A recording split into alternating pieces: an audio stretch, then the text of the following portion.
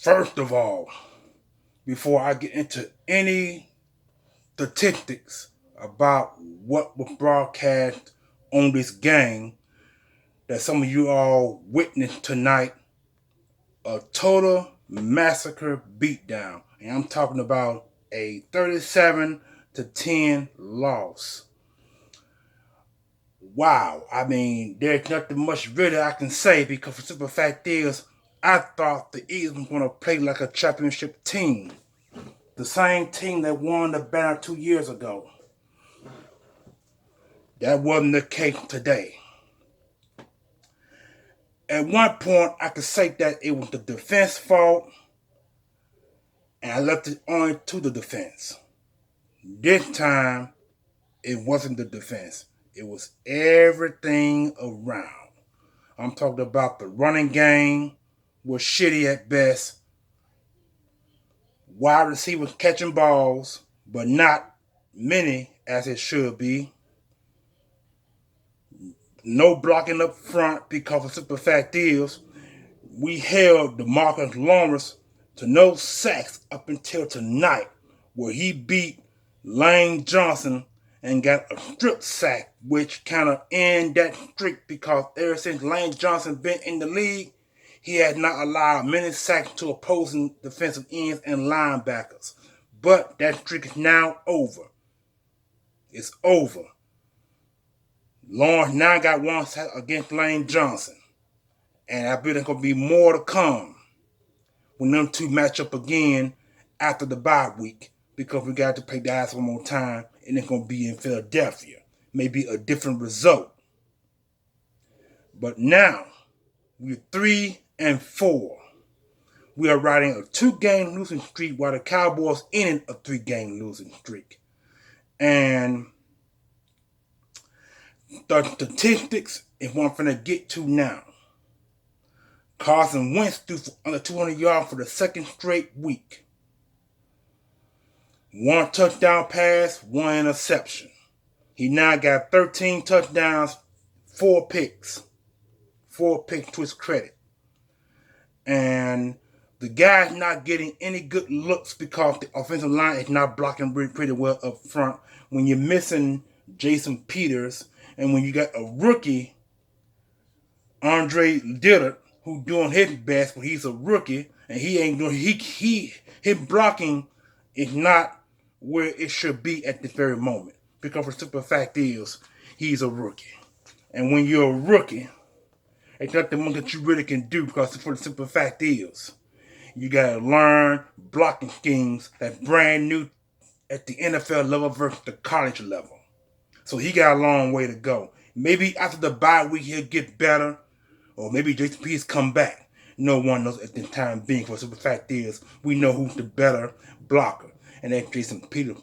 But for some reason, he can't stay healthy and stay on the field long enough. The guy is 37 years old.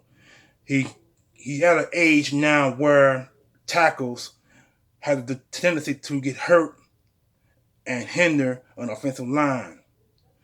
So what should have been happening was Jason Peters should have limited snaps, and they should give all the snaps to the rookie where he can get better at blocking schemes.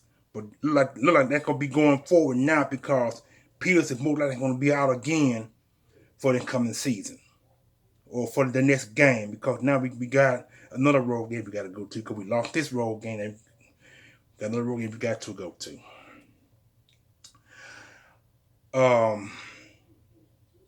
10 points, a touchdown pass, and the other one was a field goal. I really don't got really much to say, because like I said, I'm not mad, because like Dennis Green said 12 years ago, we are who they say we are. And that's a true fact, because when you let some team come to their home turf and outbeat you on their turf, you got a problem. And the problem starts with the offensive line, because they're not blocking well. And when you don't block well, the running game doesn't go very well, and the passing game don't go very well. And so we all tend to blame the coaches and things of that nature. But only one coach I blame, and that's Jim Schwartz, because for the simple fact is his defense is very, very predictable. Teams know this main defensive schemes. He has been to 4 different teams, and all his teams, his defenses had not been nowhere near close to top 10. When the Eagles brought him in 2016, our defense wasn't that good. Like 15 or 13 at best. Then in the second year, our defense was like 13 or 14.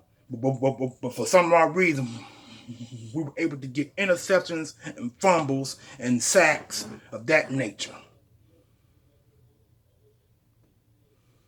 We can't blame it on injuries, because when you blame it on injuries, they always say the next man has to step up. Well, we having too many men stepping up but don't know what they're doing on the field in the first place. The defensive scheme, to me, is very predictable. Jim Schwartz needs to go. He got to go, because the fact is, I'm sick and tired of his thick defense. I'm tired of it. He the only defensive coordinator in the NFL that plays that style of defense.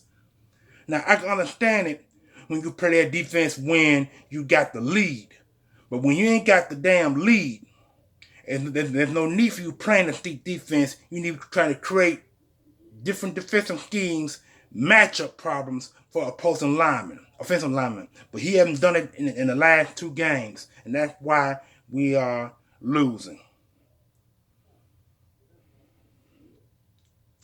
Now, to the offense.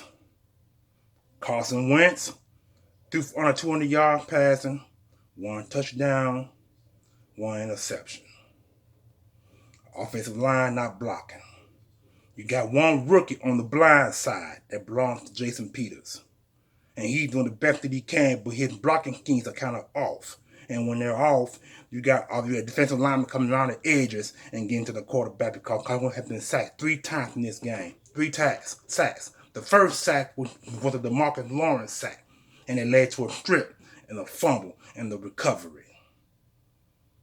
The second sack was an 8-yard sack of like 3rd and 18. That was the second sack, and the third sack came right from a I think a cornerback blitz. He went unblocked, and he got the Carson Wentz. That was the 3rd sack. 3 sacks we allowed, and all the sacks that we allowed, they were turnovers, and they led to points. Because see, here the thing is, when you get the sack and you get a fumble and a recovery, you can score because you got a short field to work with. Every coach and every player and every fan knows that.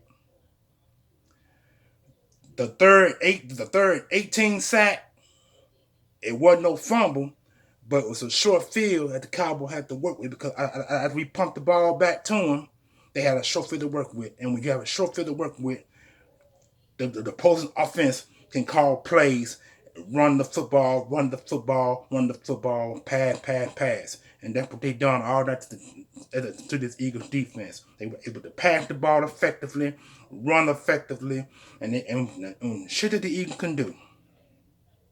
Because our defense been on the field more than the offense have. And so when you have a opposing defense on the field a long time, and the offense sitting on the sidelines a long time, you lose your momentum. You lose that energy, that heat that you had when you were out on the field in the first place. And that wasn't the case with the Eagles offense. Plays being called, no blocking up front, sacks, fumbles, interceptions, because it's like everything it rolls around Deshaun Jackson to me. And that's why I won his number 10 jersey, and I wore pretty much most of the day. But see, here's the thing. Deshaun Jackson on 1 game, that was week 1, we had the 8 catches, 154 yards, 2 scores. And the second game against the Falcons, he hurt himself out on the field stretching.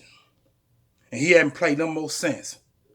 At first, it was a quad injury, But now it's an abdominal strain, which means that the injury had went further than what it should have been. And they're saying that he should have had surgery. But then if he had surgery, he would have been he would have been out pretty much most of the season. So I don't know if he's doing the right thing, not getting the surgery or what. I don't know what the problem is, but all we know is now an abdominal strain. And abdominal strains are kind of like a growing injury. It gets worse over time if you don't stretch it and don't exercise it and don't get the right and proper conditioning for it. So, and that's why they say that he brought his own personal trainer, his own personal strengthening coach, so he can get better and get back on the field. But that wasn't the case because it's gotten real worse now, and so he probably won't be back until after the bye week because we got 2 more games to play before our bye week. Because this is week 6. We just got through. This is week 7. We got 2 more games to play before our bye week. And I'm hoping that I hope we win these next 2 games before we go into the bye week. But the way it's looking now, I don't know because we got too many injuries up front on defense and offense. Players can't stay healthy and can't stay on the field long enough. And it hurts me to actually say all this because it's true. And this is what I've been seeing throughout the entire season. Players getting hurt. They can't stay healthy. Can't stay on the field long enough. And you got a mismatch. Defensive lines, linebackers, and corners. And you got a mismatch offensive linemen, guards, and centers, and tackles. Because, see, if you notice, everybody on the offensive line is true except for the rookie. And he's learning on the fly. He's having a hard time, and he will have a hard time the rest of the year until he gets better and gets better and gets better until he learns how to block better. That's what it's going to take. And I'm wearing my mask because I told y'all before that Facebook has an issue with my face because they're going to say there's suspicious activity, all that type of crap. I'm sick of it. But enough of that. Next year, I will show my face. But right now, I just can't. But anyway, back to the game. I really don't know what to say, y'all. And I think I said enough. Coaches need to get their shit back on track. They need to go back to the drawing board once again. I'm tired of hearing about the drawing board. I'm tired of hearing about it. They need to go right back, do something different. Because the simple fact is, these RPO plays, they ain't really nothing until we get Deshaun Jackson back. And that won't be until after the bye week because he might come back then. It depends on how well his abdominal strain heals. But them kind of injuries can go all season long, depending on the injury. So I hope that his injury ain't that serious enough so he can come back after the bye week. So they're going to give him 2 more games to heal. Because he ain't going to play in the next road game. And he won't play because now the Eagles have 3 road games straight. We got another road game coming up. And after the other road game, we got a home game. The last game is a home game before we go into the bye week. So I'm hoping that they get on 2 games losing before they go on the bye week, and then we start fresh after the bye week and get to rolling. You know what I'm saying? So, like I said before, I'm staying faithful in my team. I'm not losing no faith. I'm not gonna criticize, and I'm not gonna do none of that. But I'm always gonna criticize Jim Shorts because he is the only missing link on defense because his defense is too damn predictable. It's too predictable, y'all. So this is a week 7 recap. Eagles lose 37-10 at Dallas Sunday Night Football. And I really hate to say it because see now I work with 2 or 3 Dallas fans and I gotta hear their mouths tomorrow. I gotta hear them. I've been hearing, how about them boys? What about them boys? How about them boys? Are we still them boys? Well, to me, they still ain't them boys. But they gonna be talking that shit all week until Friday. So with that being said, We only got 2 sacks on Dak Prescott. The 2 sacks. They had 3. We only had 2. Wow, folks. I'm lost for words. I said the best that I can say, and I think I said everything quite clear so you guys understand where I'm going coming from as far as no frustration. I'm not mad. Call for super fact is we've been playing this way all week long. I mean all season long. Been playing this way. We started out well against the Washington Redskins, and then it's like after the Atlanta Falcons game, we started messing up. And the Falcons only won 1 game. And then after 1 game, they won against us. And they've been garbage ever since. So I think go to show right there that we should have beaten the Falcons. We should have beaten them. But we didn't. We lost. 3-4. Week 7 is now officially in the books. On the week 8 until the next team we play. Another road game. I forgot who the team we play, but I know it's a road game. The Buffalo Bills. Our next game is against the Buffalo Bills, and it's at Buffalo. And they 5-1. And we more like gonna be the underdogs in that game. Cause that boy Josh, damn good young quarterback. They got the weapons on offense. Better offensive line, better defensive front because they got a top 5 ranked defense, a top 5 ranked offense. So we're going to be up for a battle up there in Buffalo. And wow, yo. If we don't beat Buffalo, I really don't know what I can say after this. Because see, this game against Buffalo is gonna be really, really crucial. Because we got to get 4-4. We got to. We got to get back to above 500. We were when we 3-3, and we were when we were 3-2. This game against Buffalo is very, very vital. So I'm gonna go in and end this video on a she note. Week 7 recap. I don't think I can stretch this any further than what it already is. Eagles lost 37-10. We are 0-2 when we talk shit to an opposing team that can't back it up. The first person to do it was Zach Brown, and he got released by the Eagles last week. And the second player to do it was our own coach, Doug Peterson. Wow. 0-2. 0-2 against talking shit. So I hope that Doug Peterson keeps his mouth shut. Matter of fact, I hope the rest of the entire team keeps their mouth shut. Because if they don't, we're gonna have a losing season. And it's going to be shitty at best.